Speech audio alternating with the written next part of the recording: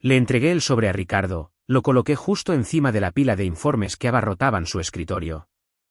Ni siquiera bajó la vista, simplemente lo deslizó debajo de una carpeta cualquiera como si fuera un menú para llevar y me miró como si acabara de derramarle café en los zapatos. ¿Es esto una petición de ayuda, Javier? Esa inclinación engreída de su cabeza hizo que apretara los dientes. Siempre hablaba como si estuviera diagnosticando las emociones de los demás, como si se creyera el tipo más listo en cualquier habitación. Mantuve la voz serena. Todo está en la carta. No parpadeó. No hizo ni una sola pregunta. Solo golpeó su bolígrafo 2 veces en el borde del escritorio, como si ese fuera el final del asunto. Así que me di la vuelta y me fui antes de decir algo de lo que me arrepentiría. Se suponía que ese era el principio del fin. Le había dado las 2 semanas de preaviso estándar y esperaba al menos algún tipo de respuesta, documentación de salida, una breve reunión con recursos humanos, quizás incluso un forzado correo electrónico de buena suerte. En cambio, nada. Ninguna respuesta, ningún acuse de recibo, ningún seguimiento, solo silencio. Una nota rápida antes de empezar. ¿Cómo va tu día y desde dónde te conectas? Al final de la segunda semana, era obvio que no lo estaba tratando como una renuncia en absoluto. Cuando lo mencioné de nuevo, casualmente, al pasar, Ricardo sonrió con aire de suficiencia, como si estuviéramos compartiendo una broma privada en la que yo no había consentido. Vamos, Javi. Ambos sabemos que no te vas a ir a ninguna parte. Eso me dejó helado. Me quedé mirándolo fijamente. Llevas aquí 6 años, añadió. Estás demasiado involucrado como para marcharte. No respondí. No confiaba en mí mismo para hacerlo. Salí directamente de su oficina y no miré hacia atrás. Me zumbaban los oídos. Tenía la mandíbula apretada. Había pasado 6 años creando programas, gestionando equipos, llevando los presupuestos cuando él no podía molestarse en hacerlo. Me había quedado durante los despidos, las reorganizaciones y las congelaciones presupuestarias consecutivas. Y en su mente, yo iba de farol. No me respetaba lo suficiente como para siquiera fingir que me tomaba en serio. Fue entonces cuando me di cuenta. Pensaba que yo era suyo, como si perteneciera a él, como si no pudiera aspirar a algo mejor. Volví a mi escritorio, abrí mi bandeja de entrada y releí el correo de renuncia que había enviado con copia a Recursos Humanos. Ni siquiera un mensaje de rebote. Estaban al tanto, o al menos eran cómplices. Fui directamente a Recursos Humanos esa tarde. Sin cita, sin previo aviso. Simplemente me presenté en la oficina de Laura y llamé una vez antes de entrar. Ella levantó la vista, sorprendida, y luego forzó una sonrisa tensa. Javier, ¿está todo bien? Cerré la puerta detrás de mí. Recibiste mi renuncia, ¿verdad? La envié el mismo día que se la di a Ricardo hace 2 semanas. Sus ojos se desviaron hacia su monitor. No respondió de inmediato.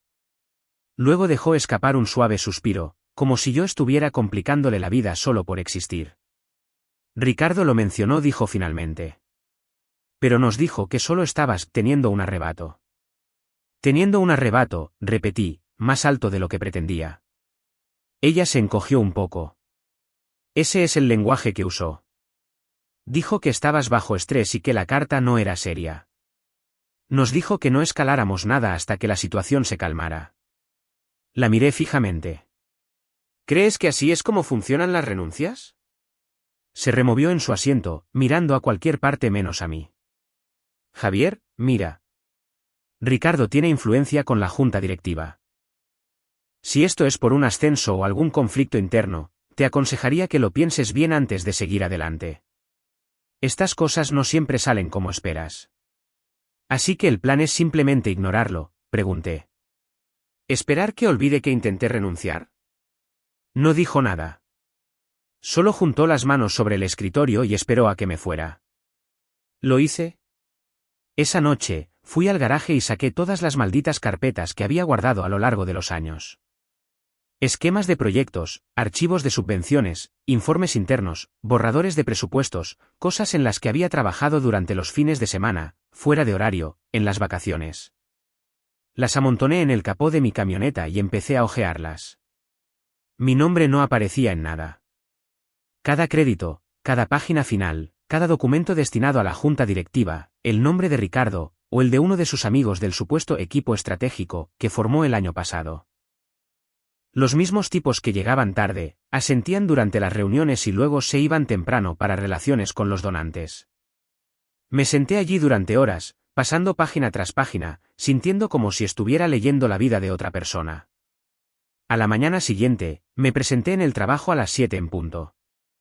No hablé con Ricardo, no hablé con Laura, solo me senté en mi escritorio y abrí mi laptop como si nada hubiera pasado. Pero había terminado de fingir. A partir de ese momento, mantuve un perfil bajo, permanecí en silencio y lo apunté todo. Cada vez que Ricardo usaba uno de mis argumentos en una reunión, anotaba la hora. Cada archivo del que me excluían, lo registraba. Reenviaba correos electrónicos a mi cuenta personal. Hacía copias de seguridad. Guardaba calendarios, registros de llamadas, borradores. Si alguien pedía una cifra que yo había obtenido, me aseguraba de tener pruebas de que había hecho el trabajo. Me hice invisible. No en un sentido de debilidad, sino más bien como una sombra. Llegaba temprano, me quedaba hasta tarde y nunca le di a Ricardo una sola excusa para ir a por mí. Mi trabajo era impecable, hermético. Si quería llevarse el mérito, tenía que robarlo por completo. Y lo hizo. En cada reunión, en cada presentación, se apropiaba de algo. Llevé un registro de todo. Empecé una hoja de cálculo en mi disco personal, fecha, hora, quién estaba en la sala, qué dije, cómo lo reformuló y cuál fue el resultado final. Sin emociones, solo hechos. Lo peor era lo casual que lo hacía parecer.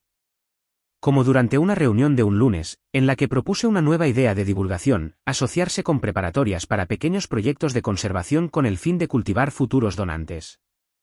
Me interrumpió casi al instante. Eso no es lo suficientemente estratégico, dijo, agitando una mano. 10 minutos después, se inclinó hacia adelante, con la barbilla en la mano, como si de repente le hubiera sobrevenido una idea brillante. ¿Y si captamos a audiencias más jóvenes a través de iniciativas escolares, construyendo relaciones a largo plazo con los donantes antes de que lleguen a la universidad? La sala asintió. Un enlace de la junta directiva incluso lo apuntó. Me ardía el estómago, pero permanecí en silencio. Solo escribí la hora en mis notas. Ese se convirtió en el patrón. Idea, rechazo y luego resurrección bajo el nombre de Ricardo. Al cabo de 6 semanas, mi registro tenía 20 páginas. Luego llegó el evento para donantes. Ricardo se pavoneó frente a una sala llena de parejas de alto poder adquisitivo, hojeando una presentación que era mía, palabra por palabra, gráfico por gráfico. Ni siquiera se molestó en cambiar la combinación de colores. Mi trabajo, mis cifras, mis conclusiones. Ni una sola mención a mí.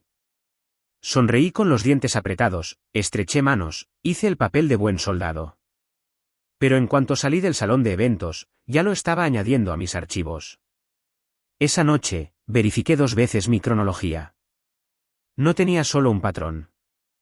Tenía un caso. Un caso que demostraba 6 años de alguien construyendo una reputación a mis espaldas. Un par de días después, me acorraló en el pasillo, fuera de la sala de fotocopias. Llevaba la corbata floja, la cara roja, y se inclinó hacia mí. Basta ya de tanto drama, dijo, con voz baja pero afilada. ¿Te crees intocable? Lo miré, no dije nada, simplemente pasé de largo y seguí caminando. Él aún no lo sabía, pero yo ya me había ido. Porque mientras él estaba ocupado robando mi trabajo, yo estaba preparando mi huida. Ya había firmado una oferta con un organismo de fiscalización para asociaciones civiles, uno que supervisaba el cumplimiento de subvenciones en 3 estados. No les importaba la política ni los egos. Les importaban las cifras, las pruebas y la honestidad, todo lo que Ricardo odiaba. Director de auditoría.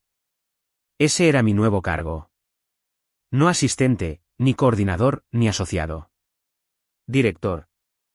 Me encargaría de realizar revisiones completas, crear protocolos de cumplimiento y decidir qué organizaciones recibían sus millones de pesos en financiamiento y cuáles no. Mi último día aquí, no iba a esperar a que Ricardo lo aprobara. Ya lo había declarado yo mismo. Durante 6 semanas, había desempeñado el papel de empleado perfecto. Pero ahora, el tiempo corría. Y cuando llegara el día, Ricardo iba a aprender exactamente lo que costaba ignorarme. Mi último día no comenzó con una fiesta de despedida ni siquiera con un apretón de manos.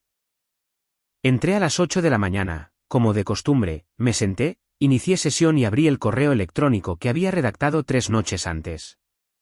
Asunto: documentación de irregularidades en informes y mal uso de subvenciones, ejercicio fiscal 2022 a 2023. Destinatarios: la Junta Directiva al completo, los 3 principales donantes, un contacto de la agencia estatal. Con copia a Recursos Humanos. Los archivos adjuntos sumaban 43 hojas de cálculo, correos electrónicos internos, cronogramas de proyectos, reasignaciones presupuestarias y comparaciones lado a lado de los informes públicos de Ricardo frente a las cifras internas. Cada afirmación tenía un recibo. Pulsé enviar a las 8:14 de la mañana. Luego cerré mi laptop, me levanté y salí de mi oficina. A las 8:30, el lugar estaba en llamas. Me estaba sirviendo una taza de café rancio de la oficina cuando oí los gritos a través de la pared de cristal de la sala de conferencias. Ricardo caminaba de un lado a otro como un animal enjaulado, con la cara roja, el cuello de la camisa abierto, agitando los brazos. La junta directiva permanecía congelada, con los ojos fijos en sus pantallas, desplazándose, leyendo, susurrando. Laura de Recursos Humanos apareció a mi lado, sin aliento. Javier, te necesitan en la sala de conferencias. Bebí un sorbo de mi café. Ya no trabajo aquí. Ella bajó la voz. Por favor, necesitan una aclaración. Esto es serio. La miré directamente a los ojos. Eso es lo que dije hace 2 meses. Aún así, entré, tranquilo, sereno. Dejé mi café, tomé el asiento libre frente al presidente de la junta directiva y esperé. La sala estaba en silencio. Luego comenzaron las preguntas. ¿Puede confirmar la fuente de estas cifras? Sí. ¿Quién tenía acceso a estos informes? Ricardo y el equipo estratégico. ¿Notificó a alguien antes de ahora? Presenté mi renuncia a Ricardo y a Recursos Humanos. Recursos Humanos lo desestimó como un arrebato, pero nadie hizo un seguimiento. Cada respuesta fue concisa, factual. Me refería al archivo y a la marca de tiempo exactos en cada ocasión. No levanté la voz ni una sola vez. Ricardo no podía quedarse quieto. Cerró una carpeta de golpe y espetó: «Esto es sabotaje». Está resentido. Ha estado resentido desde que la junta directiva no lo consideró para el ascenso. Me volví hacia él. No ignoraste mi renuncia porque yo fuera irrelevante. La ignoraste porque sabías exactamente lo que me llevaría conmigo. Su mandíbula se tensó. Estás actuando como una especie de denunciante. Esto no es heroico, Javier. Es patético. Miré de nuevo a la junta directiva. Encontrarán 3 casos en los que los informes a los donantes enumeran resultados de programas que nunca ocurrieron. Ustedes dieron su aprobación. Quizás quieran comprobar si su nombre está en el registro de auditoría. Eso lo silenció. Uno de los donantes principales, un hombre mayor llamado Ramón, habló a continuación. ¿Cuánto tiempo lleva ocurriendo esto? 6 años, dije. Lo dejé pasar durante 4. Intenté irme discretamente 2 veces. Laura carraspeó desde la esquina, intentando romper la tensión. Tendremos que revisar esto internamente, Y. Pueden revisar lo que quieran, dije. Pero no me quedo ni una hora más. Mi gafete está en mi escritorio, los correos electrónicos bloqueados, la laptop borrada. Y para que quede claro, esto no es venganza. Es rendición de cuentas. Me levanté, tomé mi café y salí. Nadie intentó detenerme. Cuando llegué a la banqueta, Ricardo seguía gritando detrás del cristal. No miré hacia atrás. Empecé en el nuevo trabajo el lunes siguiente. Sin descanso, sin vacaciones, sin tiempo para desconectar. Simplemente cambié un gafete por otro y entré en un edificio donde nadie conocía mi historia y a nadie le importaba. La oficina no era nada especial: alfombra gris, escritorio de metal, luces fluorescentes zumbando. Pero la vista daba al río y, por primera vez en años, trabajaba en un lugar al que de verdad le importaba hacer las cosas bien. Me metieron de lleno en el trabajo. Mi cargo era director de auditoría, pero el trabajo era más grande que el nombre. Me encargaron reescribir los protocolos de transparencia para cada grupo de conservación financiado con subvenciones en todo el estado y en 2 estados vecinos. Eso significaba construir un sistema desde cero, cronogramas de proyectos, seguimiento de costos, registros de hitos, verificación de resultados. Si una organización quería un centavo de dinero público, tenía que demostrar lo que hizo con el último. No mencioné a la organización de Ricardo ni una vez, ni en voz alta ni por escrito, pero las reglas que escribí se ajustaban a su tipo de operación como un guante. Ahora nada se escapaba. Si no podías demostrar tu trabajo, no te pagaban. Unos 2 meses después, los correos electrónicos empezaron a volar. Ricardo renunciaba tras una revisión interna rutinaria. Esa es la terminología que usaron, rutinaria, como si su salida fuera un simple cambio de aires. Todo el mundo sabía la verdad. Enumeraban hitos de programas, pero no había cifras de referencia originales. Reclamaban métricas de crecimiento, pero no había datos sólidos que las respaldaran. Era pura palabrería. Lo marqué en menos de 10 minutos. Incompleto. Devolver para revisión. Sin dramas, sin comunicados, solo el procedimiento estándar. Al sistema que construí no le importaba Ricardo ni quien lo reemplazara. No le importaba con quién fueras amigo o cuánto tiempo llevaras manipulando las cifras. Simplemente ejecutaba las comprobaciones. Si no las pasabas, no avanzabas. Me recliné en mi silla, dejé que el silencio de la oficina me envolviera y observé cómo la marca en la solicitud cambiaba de pendiente de revisión a devuelto incompleto. Sin satisfacción, sin regodeo, solo el clic silencioso de una máquina haciendo aquello para lo que fue diseñada. Lo que necesitaba era exactamente lo que había construido, un sistema que no cediera a la presión, que no recompensara a los habladores o a los mentirosos, y que no dejara que gente como Ricardo se saliera con la suya con una sonrisa y una métrica falsa. Estaba a mitad de una revisión de un proyecto de corredor de vida silvestre cuando llamaron a la puerta de mi oficina. Sin cita, sin llamada, solo un golpe. Entonces entró Julia. No la había visto desde el escándalo. Solía trabajar en contabilidad bajo las órdenes de Ricardo, inteligente, discreta, demasiado competente para seguir enterrada en la gerencia media. No dijo hola, solo cerró la puerta detrás de ella y me tendió una memoria USB. Lo están haciendo otra vez, dijo. Tomé la memoria, pero no la conecté todavía. ¿Qué estoy viendo exactamente? Cifras de referencia. Recuentos de población, marcadores de erosión, datos del agua. Ahora están falseando las estadísticas del antes para que las del después parezcan impresionantes. Está más limpio esta vez, pero sigue siendo falso. Asentí una vez. ¿Se lo has dado a alguien más? No. Solo a ti. ¿Alguien sabe que estás aquí? No.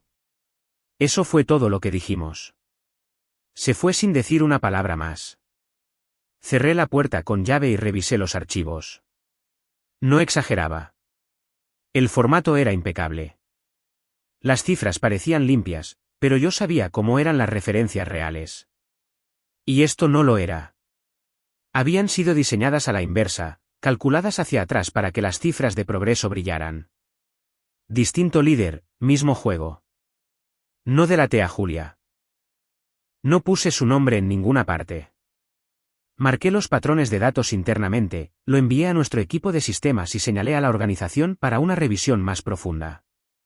Sin drama, sin protagonismo.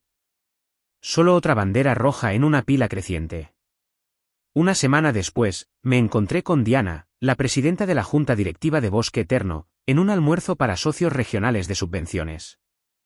Me vio junto a la mesa de las bebidas y se acercó como si fuéramos viejos amigos. He oído que has marcado nuestra solicitud, dijo, con las cejas arqueadas como si hubiera encontrado una errata, no un fraude deliberado. Yo marco inconsistencias en los datos, dije. ¿Qué es mi trabajo? Ella sonrió, pero su voz bajó medio tono. Gustavo ha hecho muchos cambios favorables para los donantes. Realmente estamos cambiando el tono por aquí. Dejé mi vaso. Ahora tenemos auditoría sorpresa en el sitio. Su tenedor se detuvo a medio camino de su boca. Es la política, añadí. No es personal, intentó recuperarse. Claro, por supuesto. Solo lo decía. Ahora es un equipo diferente. Un ambiente diferente. Le di un asentimiento cortés y seguí mi camino. Que crearan el ambiente que quisieran. Yo no perseguía sensaciones. Perseguía hechos. Y los hechos eran feos. Gustavo podría haber disfrazado el fraude con una documentación más limpia, pero seguía siendo fraude. Seguían siendo datos inflados, cifras robadas, subvenciones destinadas a gente que sabía cómo manejar los hilos, no cómo hacer el trabajo. Y ahora tenían a alguien vigilando. Gustavo apareció en mi oficina justo después de las 9 de la mañana. Sin cita, sin previo aviso. Solo llamó una vez y entró como si fuera el dueño del edificio. Cerró la puerta atrás de sí. No se sentó. He estado revisando tus últimos protocolos de auditoría, dijo, cruzando los brazos. Son intensos. Me recliné en mi silla. Ahora son el estándar. Esbozó una sonrisa tensa. ¿De verdad crees que este nivel de supervisión es necesario para todos? Sí. Se acercó un paso. Mira, Javier, sé que tienes un historial con Bosque Eterno. Nadie finge que no es así. Pero esta iniciativa parece personal. Una extralimitación burocrática disfrazada de reforma. Estás poniendo trampas. Lo miré a los ojos. Si te preocupa que te atrapen, quizás el problema no es la trampa. Quizás es lo que intentas arrastrar a través de ella. Su mandíbula se tensó. Ahora tienes influencia. La gente te escucha. Eso conlleva una responsabilidad. No dije. Conlleva rendición de cuentas, ¿qué es lo que temes? No le gustó eso. Su rostro se volvió inexpresivo, como si intentara mantener la cortesía. Luego se dio la vuelta y se fue sin decir una palabra más. Más tarde esa semana, oí los rumores. Un contacto en la capital del estado me llamó extraoficialmente. Dijo que el secretario de Estado estaba recibiendo presiones de varias organizaciones de donantes, incluida Bosque Eterno. Decían que las reformas estaban paralizando la innovación. Decían que estábamos sofocando la flexibilidad de las asociaciones civiles. Traducción, demasiados de sus proyectos estaban suspendiendo las auditorías. Fue entonces cuando lo entendí. No se trataba de Ricardo o Gustavo. Se trataba de un sistema construido sobre la base de que nadie hiciera demasiadas preguntas, un montaje donde la gente lanzaba dinero a los problemas y luego fingía soluciones para justificarlo. Así que llamé a alguien de confianza. No a un político, no a un colega, a un periodista. Se había puesto en contacto conmigo un tiempo atrás, mientras trabajaba en un artículo sobre fraude en subvenciones medioambientales, buscando a alguien con acceso. Lo había ignorado entonces, pero ahora le dije que podía hablar, extraoficialmente. Sin nombres, sin citas, solo información de contexto. Nos encontramos en una fonda junto a la carretera federal, en un reservado del medio. Llevaba un sombrero que no necesitaba. Él sacó un pequeño cuaderno, pero no escribió mucho. Le di lo que pude, cómo las cifras infladas se hacían pasar por éxitos, cómo se manipulaban los datos de referencia, cómo ciertos grupos usaban sus conexiones políticas para esquivar auditorías y ocultar las señales de alarma. Escuchó, hizo las preguntas correctas, nunca presionó demasiado. Antes de irnos, preguntó, ¿quieres que estos tipos queden expuestos, o quieres que el sistema cambie? Ambas cosas, dije. Pero si solo puedo tener una, que sea el sistema. Asintió y se deslizó fuera del reservado. Pagué la cuenta y conduje de vuelta a la oficina con las ventanillas bajadas. La historia aún no se había publicado, pero la mecha estaba encendida. El artículo salió ese sábado por la mañana. El titular era limpio, profesional, crisis de rendición de cuentas, el fraude silencioso que socava el progreso medioambiental. Sin nombres, sin organizaciones señaladas directamente, pero cualquiera que trabajara en el sector sabía exactamente de quién se trataba. Manipulación de datos de referencia, resultados de subvenciones mal informados, auditorías enterradas bajo retrasos administrativos. Exponía todo el juego pieza por pieza, y Bosque Eterno era el ejemplo perfecto, aunque su nombre nunca apareciera. Lo leí 2 veces antes de levantarme de la cama. Luego revisé mi bandeja de entrada. Abarrotada. Periodistas, personal de políticas, miembros de juntas directivas, representantes de donantes. Todo el mundo quería saber qué estábamos haciendo al respecto. Las mismas personas que habían desestimado las reformas un mes atrás ahora las llamaban urgentes y necesarias. Para el lunes, la presión pública había llegado a su punto de ebullición, hilos en redes sociales, cartas al director, un vídeo viral de un ecologista de TikTok caminando por sitios de proyectos falsos con una cinta métrica. El secretario de Estado se retractó en 72 horas, retiró todas las restricciones pendientes y anunció públicamente su apoyo a la ampliación de los esfuerzos de cumplimiento. En la siguiente reunión de la Junta Directiva, mi iniciativa de reforma cada estándar que había escrito fue aprobada por unanimidad. Ni una sola pregunta, ni una objeción. Esa misma tarde, Gustavo renunció. Razones personales. Claro. La Junta de Bosque Eterno se apresuró a actuar. 2 directores dimitieron. Un tercero empezó a hacer llamadas, intentando limpiar la casa. Yo observaba desde mi escritorio, con la ventana entreabierta y el café en la mano, mientras los correos electrónicos llegaban como un lento y perfecto colapso. Para el jueves, recibí la invitación. Una discusión informal, lo llamaron. La Junta Directiva de Bosque Eterno quería reunirse extraoficialmente para explorar la posibilidad de que yo volviera, esta vez como director ejecutivo. Me presenté, me senté a la cabecera de su larga y pulida mesa. Diana fue la que más habló. Creemos que estás excepcionalmente cualificado para guiarnos en este nuevo capítulo. ¿Entiendes el sistema? ¿Te importa la misión? La Junta está lista para un cambio real. Esperé a que terminara. Luego me incliné hacia adelante y lo dije con la mayor claridad posible. No luché para arreglar un solo lugar. Estoy aquí para arreglar el sistema. Su boca se abrió como si fuera a replicar, pero no salió nada. Simplemente asintió lentamente, y eso fue todo. Salí del edificio y nunca más volví a poner un pie dentro. Esa misma semana, Bosque Eterno presentó una nueva solicitud de subvención. Liderazgo diferente, datos de referencia reales, hitos documentados, registro de auditoría completo. Esta vez siguieron las reglas al pie de la letra. Me senté en mi escritorio, revisé todo en menos de 1 hora. No era perfecto, pero era honesto. Lo marqué como aprobado para consideración. Nada más, nada menos. Las reglas ya no se doblegaban para nadie. 6 meses después, estaba en mi escritorio, con las persianas entreabiertas, observando el río serpentear por el borde del centro de la ciudad. Mi bandeja de entrada estaba llena de informes trimestrales, revisiones de cumplimiento y nuevas solicitudes de subvenciones. Me gustaba el trabajo. Era tranquilo, factual, imparcial. La memoria USB de Julia había hecho más que confirmar una sospecha. Desencadenó auditorías en 5 organizaciones. 3 suspendieron, y no por poco. Perdieron la financiación completa, fueron puestas en la lista negra durante 2 ciclos fiscales. Bosque Eterno no fue una de ellas. Sus últimos informes eran limpios, honestos. Nada llamativo, ni victorias exageradas, ni recuperaciones milagrosas, sino un progreso real, trabajo documentado, resultados verificados, exactamente lo que pedíamos. Sonó el teléfono, Diana otra vez. Ahora siempre llamaba en lugar de enviar correos electrónicos, decía que así se sentía más personal. Quería agradecerme por haber elevado el listón en toda la industria.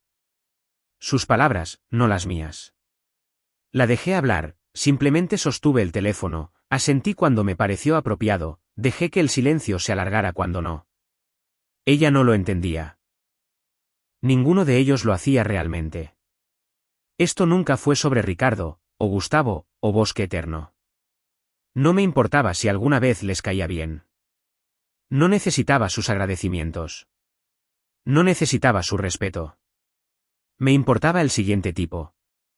El que estaba por ahí quedándose hasta tarde, verificando cifras, construyendo programas que eran secuestrados en reuniones por gente que nunca movió un dedo.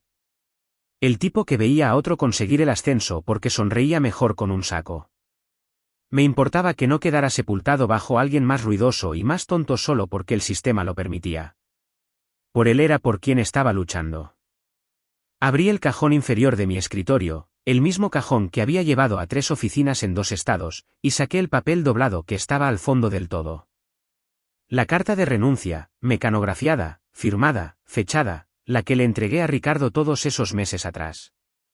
Aún se veía impecable. La leí una vez, solo una, y luego la introduje directamente en la destructora de papel junto a mi escritorio. No fue dramático, no tenía por qué serlo. No estaba dejando nada atrás. Ya tenía todo lo que había venido a buscar.